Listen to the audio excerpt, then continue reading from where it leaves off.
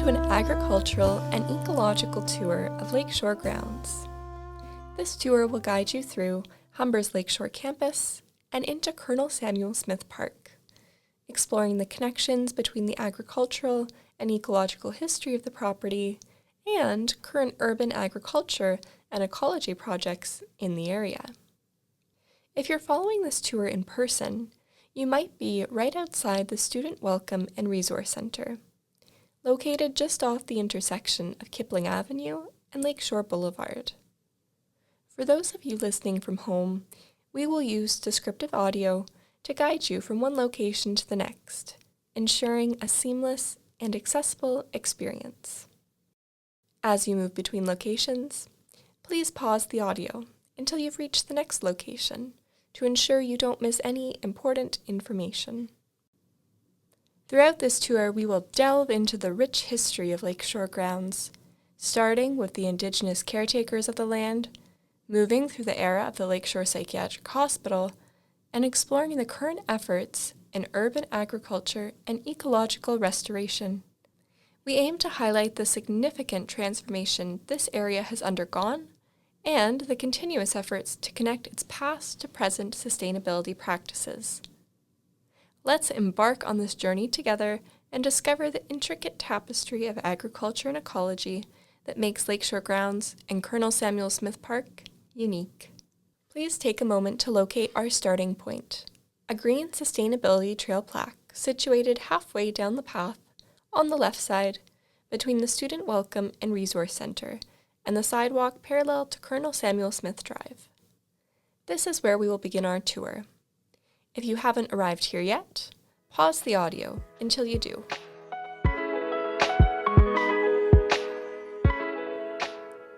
Before we delve into the historical significance of the Lakeshore Psychiatric Hospital's agricultural practices, it's important to highlight the continuity of agricultural efforts in this area.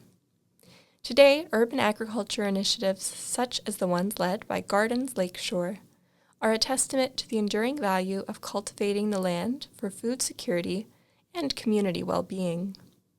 These contemporary projects mirror the hospital's historic efforts to grow food locally, underscoring a long-standing tradition of agriculture on these grounds.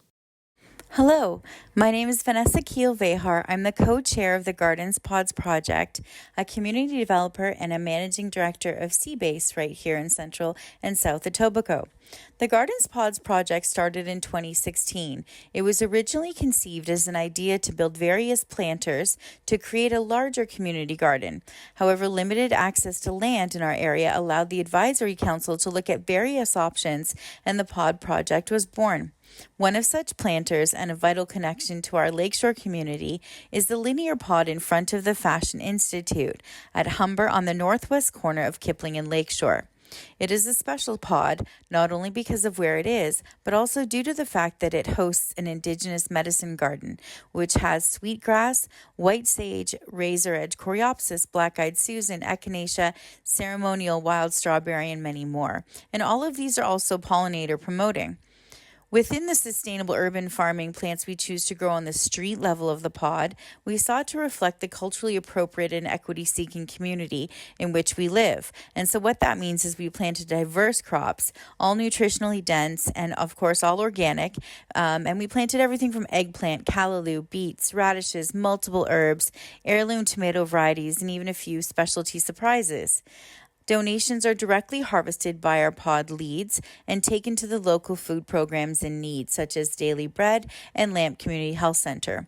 We are grateful to our community for embracing us and to our Humber Arboretum training program that diligently grows our seedlings in the greenhouse. By late October's harvest celebration, hundreds of pounds of organic food were collected, and that directly benefits our community. It stays in our community. So we hope to always have this pod thriving within the vibrant Lakeshore area for many years to come, and we thank you so much.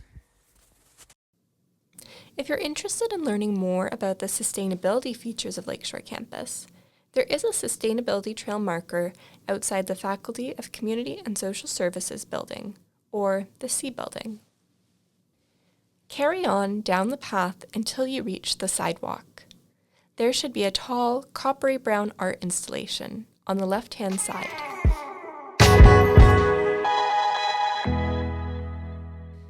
Lakeshore Grounds Interpretive Center would like to recognize that Indigenous people are the original and first caretakers of this land.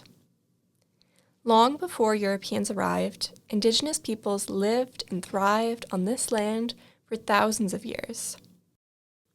Ontario is crisscrossed with foot trails and river routes, known as the carrying trails, which Indigenous peoples use to travel between Lake Ontario, the Atlantic coast, and the rest of the Great Lakes via Lake Simcoe.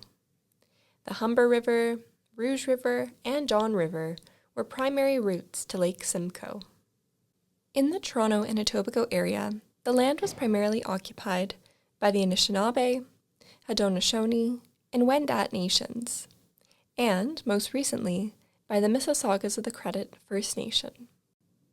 In 1787, the Mississaugas of the New Credit surrendered their land in what is known as the Toronto Purchase, leading to European colonization and land use changes that we will discuss later on.